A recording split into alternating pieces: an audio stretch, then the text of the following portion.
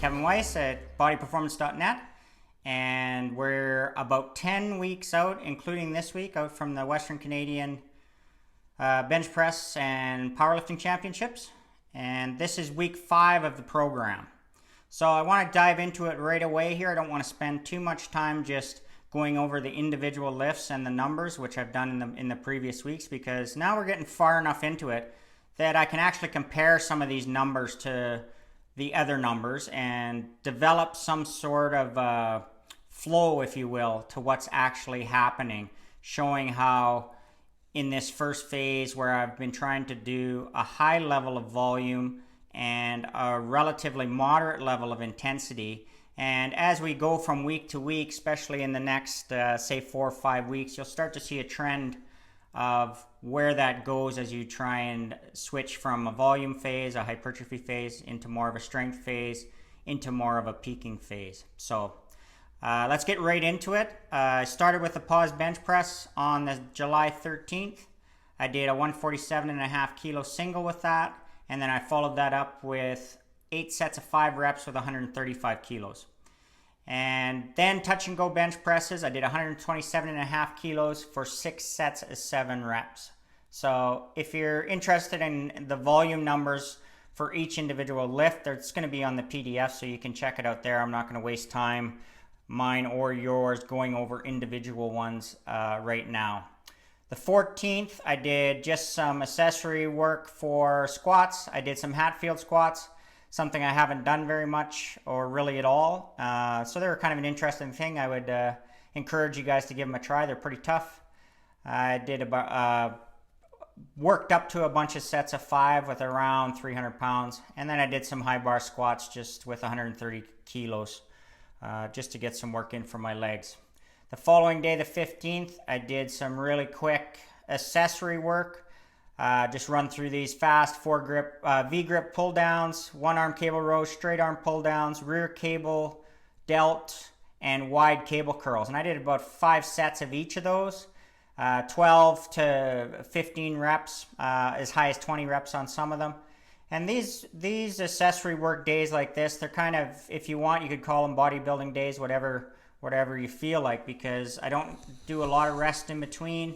I can bang through that amount of sets, which is quite a few. I can get through it in probably around a half an hour, maybe a little bit more. So it's I'm not trying to increase the strength on those. It's just trying to get the blood flowing into all these different muscle groups.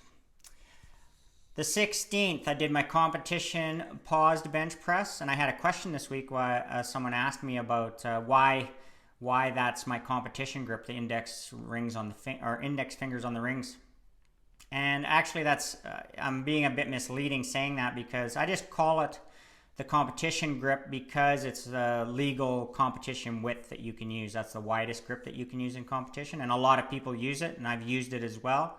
But honestly, I typically have done competitions with pinkies on the rings. So I've used both.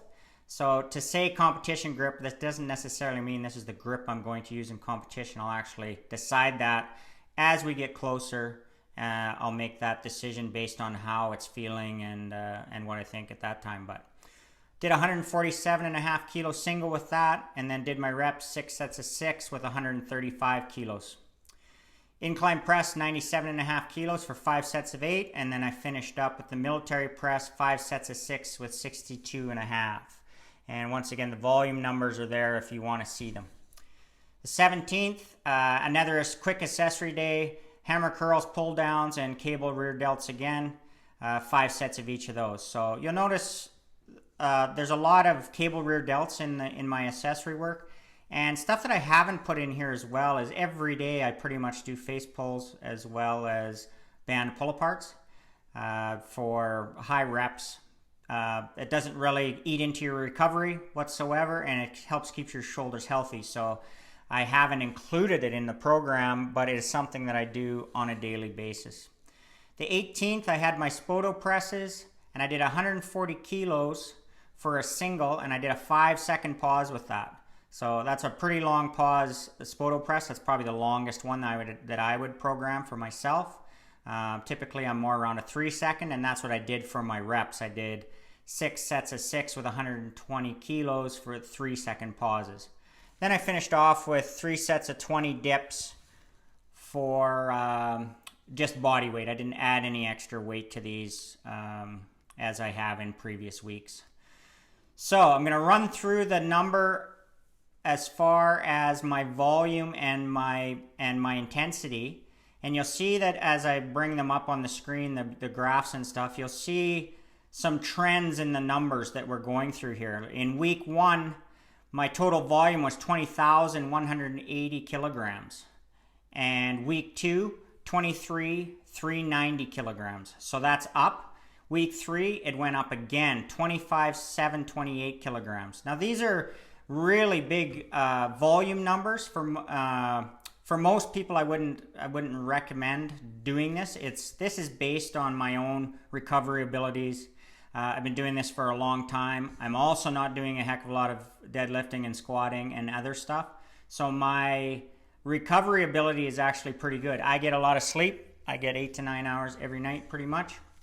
So please don't take what I am doing and put it right to yourself as something that you should be matching to. You need to be working to the volume that you can recover from. And sometimes you got to push those limits. And as you'll see in the following weeks coming up, because I'm speaking to you from the future now, I know what happens when you start pushing volume to that limit. So you have to be careful when you're pushing that you're also paying attention to what's going on. Anyways, back to the volume. Week 4, I had a slight dip in volume to 23,969, still very high, but slightly down. And then the next week, I jacked the volume back up. Probably my highest volume week that's gonna be in this whole program, 26,145 kilograms.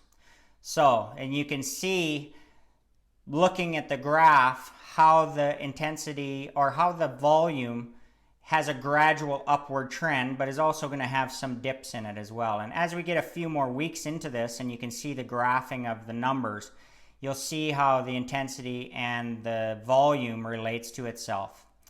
Going back to week 1, when we're talking about intensity, my average intensity for week 1 was 75.5%. That's based on my projected 1 rep max.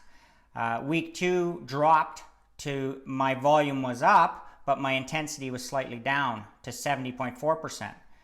Week 3 was basically the same intensity, but my volume was up. But my intensity was 70.6 compared to 70.4 the week before. So basically identical. The next week, my volume dropped slightly, but my intensity rose from 70.6% to 79%. So it's a significant increase in your daily intensity. And then week 5 was a brutal week as far as high intensity and high volume. And that combination you will not see very often in the program. At least you shouldn't, because it'll beat you up pretty good.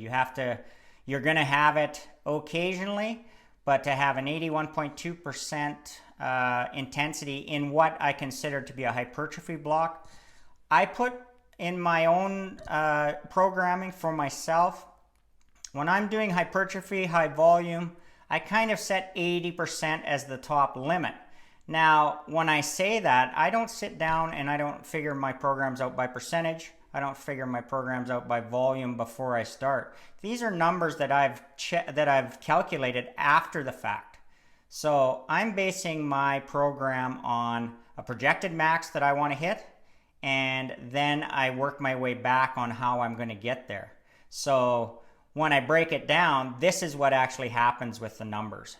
So you can see by the graphs as we go along here with the average daily intensity, you can see day 3 is by far the lowest intensity throughout all the weeks, and day 1 is the highest except for in week 4, and that's when I had that wonky week when I wasn't in town and I went pretty heavy on my Spoto presses. So that kind of skewed things a little bit, but in general, as you look at the average daily, day 1 was the highest, day 2 was second, and day 3 was third. Some people would do that differently, where they would kind of go high, medium, or high, low, medium, To each their own. I'm just showing you what I did. I'm not suggesting what you should do. My average weekly intensity, if you look at the week 1, week 2, were both relatively low because I was just starting out in the program. So you don't want to start out full bore. Week 3 bumped it up a little bit, and then week 4 and week 5 I really went to town on it and brought the intensity up for those 2 weeks, and my volume was also up in those weeks. So when I look at the total weekly pressing volume, week 1 lowest to begin with, once again because I was just starting out in the program. Week 2 slightly higher. Week 3 was the highest. Week 4 came down slightly to give myself just a little bit of a break, and then week 5 was back up again. So at this point in time, it's time to start shifting gears. That's going to happen right away. That you can't keep your volume that super high forever, especially when your goal is to get maximum strength. You got to start bringing the intensity up, but the volume is going to have to drop. Training with high volume and high intensity for very long isn't going to work out very well for you. As we get into the next few weeks and I start shifting gears to a more intensity-based, strength-based training, you'll see what happens to the volume as we do that. So I'm going to cut it off here. We're already long again. Sorry about that. But I'm going to talk to you again next week. I hope you guys are enjoying it. Send me any questions that you want to bodyperformance@gmail.com. Talk to you again soon.